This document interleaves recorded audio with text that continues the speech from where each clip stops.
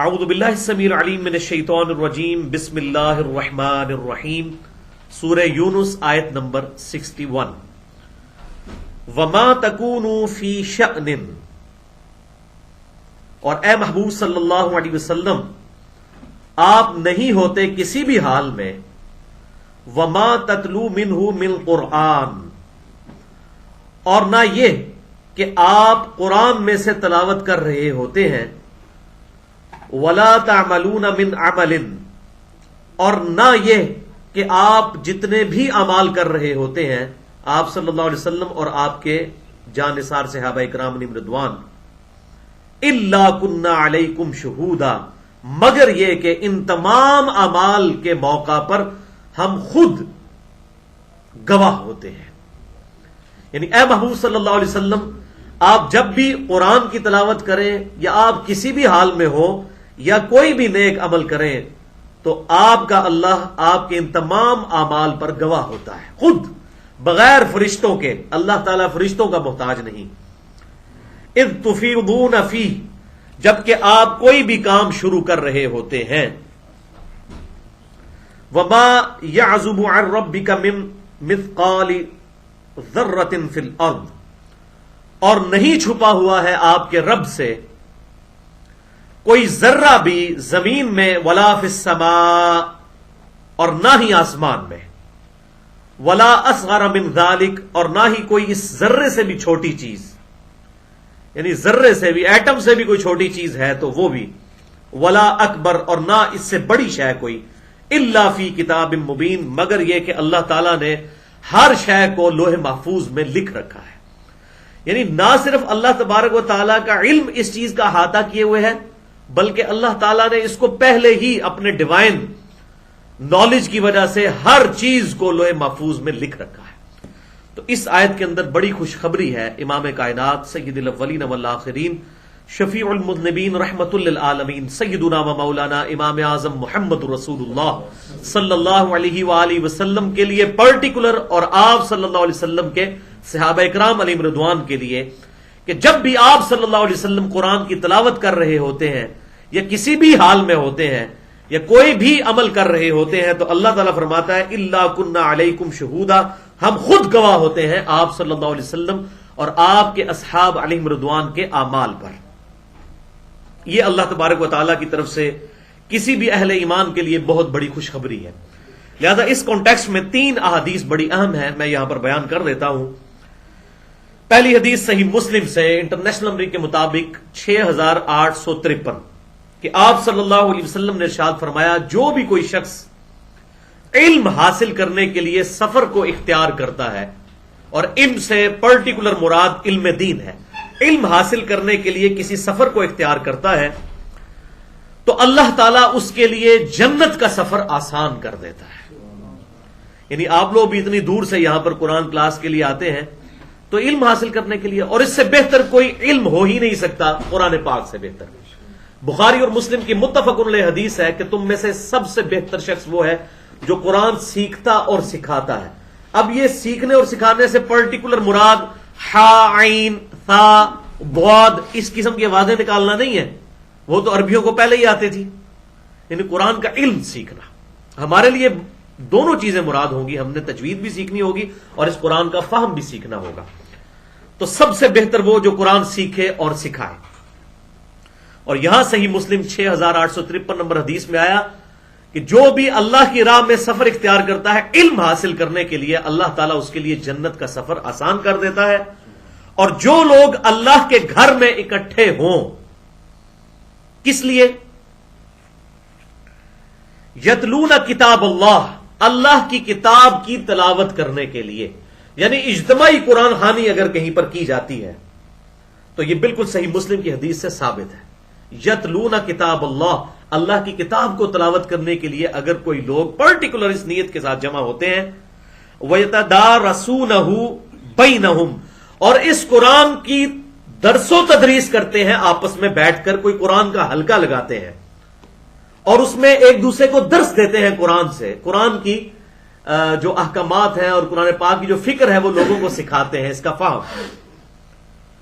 تو جو تلاوت کرتے ہیں وہ الگ کر دیا ان کو، اور ساتھ وہ لوگ بھی جو اس کی درس و تدریس کرتے ہیں، اس کا فہم سیکھتے اور سکھاتے ہیں. تو آپ صلی اللہ علیہ وسلم نے پھر 4 باتیں ان کے لیے ارشاد فرمائی. نمبر 1، صحیح مسلم 6853، ان پر اللہ تعالی کی طرف سے سکینت نازل ہوتی ہے، اللہ کی طرف سے سکون. الا بذکر اللہ تطمئن القلوب، سورۃ الرعد کی آیت نمبر 28 میں آیا، آگاہ ہو جاؤ اللہ کی یاد میں دلوں کا سکون ہے. اور اللہ کی سب سے بڑی یاد کیا ہے؟ قرآن. انا نحن نزلنا الذکر وانا له لحافظون، اس الذکر یاد دہانی کو ہم نے نازل کیا اور ہم اس کی حفاظت کرنے والے ہیں. سب سے بڑا ذکر اللہ کا اللہ کی کتاب ہے، اور باقی ساری چیزیں بعد میں.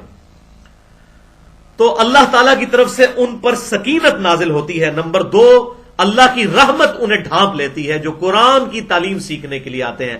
اور یہ بات یاد رکھیے گا، اس میں طویل خاص سے جو مراد ہے وہ قرآن کا فہم، کہ اس میں لکھا کیا ہوا ہے. عربیوں کو تو پتا تھا ہا کی آواز کہاں سے نکلتی ہے، عین کہاں سے نکلتا ہے، ثا کہاں سے نکلتا ہے، تا طا، یہ تمام ان کو فرق پتا تھے. یہاں پر آیا یتدارسونہ بینہم، آپس میں ایک دوسرے کو درس دیتے ہیں اس کتاب کا. ان لوگوں کے لیے پرٹیکولر ان پر سکینت نازل ہوتی ہے، نمبر 1. نمبر 2، ان کو رحمت اللہ کی ڈھانپ لیتی ہے. نمبر 3، فرشتے گھیر لیتے ہیں اس محفل کو، ساری محفل کو.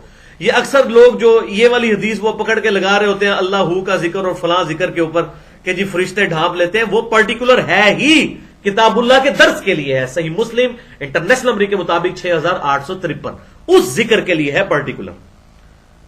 نمبر 3، فرشتے گھیر لیتے ہیں. اور نمبر 4، اللہ تعالیٰ ان لوگوں کے بارے میں اپنے فرشتوں میں فخر فرماتا ہے کہ دیکھو تم نے تو یہ کہا تھا کہ یہ زمین پر خون ریزی مچائے گا، دیکھو ایسے لوگ بھی، ایسی سلیم الفطرت روحیں بھی دنیا میں موجود ہیں جنہوں نے ان صلاتی و نسکی و محیای و مماتی للہ رب العالمین، بے شک میری نماز، میری قربانی، میرا جینا، میرا مرنا سب کچھ اللہ رب العالمین کے لیے، انہوں نے سب کچھ اپنا وقف کر دیا ہے.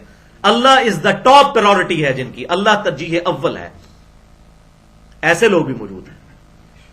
اللہ اکبر. اور پھر ساتھ ہی آپ صلی اللہ علیہ وسلم نے ارشاد فرمایا، جس شخص کو اس کے عمل نے پیچھے کر دیا اس کا نسب کبھی بھی اسے آگے نہیں کر سکے گا. یہ وہی حدیث ہے بخاری اور مسلم کی متفق علیہ حدیث. اے میری بیٹی فاطمہ، اس بات پہ مت اکڑنا کہ تم اللہ کے نبی کی بیٹی ہو، اگر اللہ نے تمہاری گرفت کر دی تو میں تمہیں بچا نہیں سکوں گا. حالانکہ سیدہ فاطمہ الزہرا رضی اللہ تعالی عنہا جنتی عورتوں کی سردار ہیں. اصل میں ہمیں سنایا گیا کہ نبی کی بیٹی کی نسبت بھی اسے اس نسبت کا فائدہ نہیں ہوگا جب تک وہ نبی صلی اللہ علیہ وسلم کے احکامات کی پیروی نہیں کرے گا. لقد کان لکم فی رسول اللہ اسوۃ حسنہ، بے شک رسول اللہ صلی اللہ علیہ وسلم کی زندگی میں تمہارے لیے بہترین نمونہ ہے. اگر آپ صلی اللہ علیہ وسلم کی پیروی نہ کی تو آپ کا خود اعلان سن لیں، صحیح مسلم 6853، کہ جس شخص کو اس کے عمل نے پیچھے کر دیا اس کا نسب، اس کی رشتہ داری اس کو آگے نہیں کر سکتی. اب میرا ایک کلاس فیلو تھا انجینئرنگ یونیورسٹی میں، سید عمران شاہ اور قادیانی تھا. اب مجھے بتائیے کہ اب اس کو یہ سید ہونے کی نسبت نفع کر سکتی ہے اگر وہ خاتم النبیین کا عقیدہ ہی اس کا درست نہیں ہے؟ تو یہ وہ بات ہے کہ آپ صلی اللہ علیہ وسلم نے ارشاد فرمایا، جس شخص کو اس کے عمل نے پیچھے کر دیا اس کی رشتہ داری اس کو آگے نہیں لے کے جا سکتی. اللہم لا مانع لما اعطیت ولا معطی لما منعت ولا ينفع ذا الجد منک الجد. اے اللہ، جسے تو عطا کرے اس سے کوئی روک نہیں سکتا، اور جس سے تو روک لے اسے کوئی عطا نہیں کر سکتا. اور بڑے سے بڑے شخص کو اس کا عہدہ، اس کا نسب کوئی فائدہ پہنچانے والا نہیں تیرے حضور، جب تک اعمال درست نہیں ہوں گے. یہ جو دعا میں نے پڑھی یہ بخاری اور مسلم میں آپ صلی اللہ علیہ وسلم کی متفق علیہ حدیث ہے. آپ صلی اللہ علیہ وآلہ وسلم فرض نمازوں کے بعد یہ دعا پڑھا کرتے تھے. تو یہ زبردست حدیث ہے قرآن حکیم کا درس کرنے کے اعتبار سے، اس کی تلاوت کے لیے اکٹھا ہونے کے اعتبار سے، کہ پرٹیکولر جو ذکر کی محفلوں کے بارے میں فضیلت آئی کہ فرشتے ڈھانپ لیتے ہیں، اللہ کی طرف سے سکینت نازل ہوتی ہے، رحمت نازل ہوتی ہے. کتنی باتیں اس صحیح مسلم کی اس حدیث میں آئیں. لیکن کن لوگوں کے لیے؟ جو لوگ قرآن پاک کی تلاوت کے لیے جمع ہوتے ہیں، وہ یتدارسونہ بینہم، اور اس کی درس و تدریس کرتے ہیں آپس میں ایک دوسرے کے ساتھ. دوسری حدیث صحیح بخاری اور مسلم کی متفق علیہ حدیث، اسی کانٹیکسٹ میں یہ جو آیت سورہ یونس کی آیت نمبر 61، کہ نبی جب بھی آپ تلاوت کر رہے ہوتے ہیں اللہ تعالیٰ خود گواہ ہوتا ہے اس وقت آپ کی اس تلاوت کے دوران. بخاری اور مسلم کی متفق علیہ حدیث ہے، یہ دوسری حدیث، بخاری میں 5023، مسلم میں 1845، کہ آپ صلی اللہ علیہ وآلہ وسلم نے ارشاد فرمایا، اللہ تعالیٰ اتنی توجہ کے ساتھ کسی اور شے کو نہیں سنتا جتنی توجہ کے ساتھ وقت کے پیغمبر کی تلاوت کو سنتا ہے جب وہ کتاب اللہ کی تلاوت کرتا ہے، قرآن کی تلاوت کرتا ہے، اور اس حال میں یتغنی بالقرآن، قرآن کو پورے ترنم کے ساتھ وہ پڑھتا ہے۔ اور دوسری بخاری اور مسلم کی حدیث میں آیا، حسن الصوت القرآن بالقرآن، اپنی آواز خوبصورتی کے ساتھ قرآن پاک کی تلاوت کے لیے وہ اپنی آواز کو نکالتا ہے۔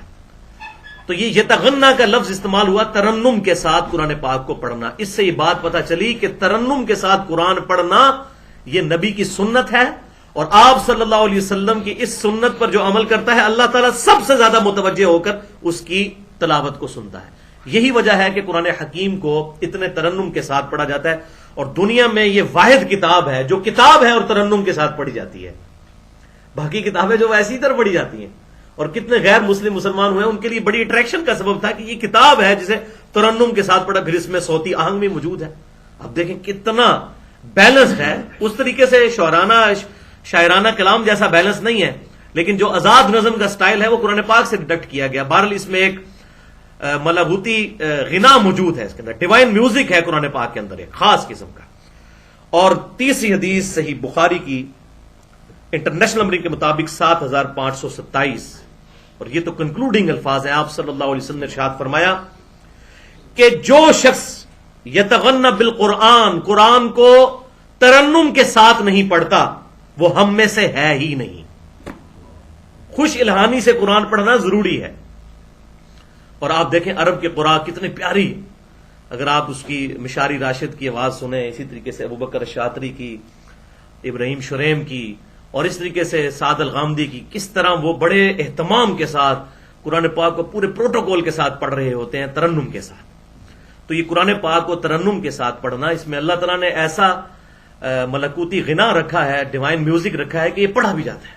اب سورہ فاتحہ کو دیکھیں، ہم بار بار ہر نماز کے اندر پڑھتے ہیں، اعوذ باللہ السمیع العلیم من الشیطان الرجیم۔ میں بھی اب اس سنت پہ عمل کرتے ہوئے اس کو غنا کے ساتھ پڑھتا ہوں۔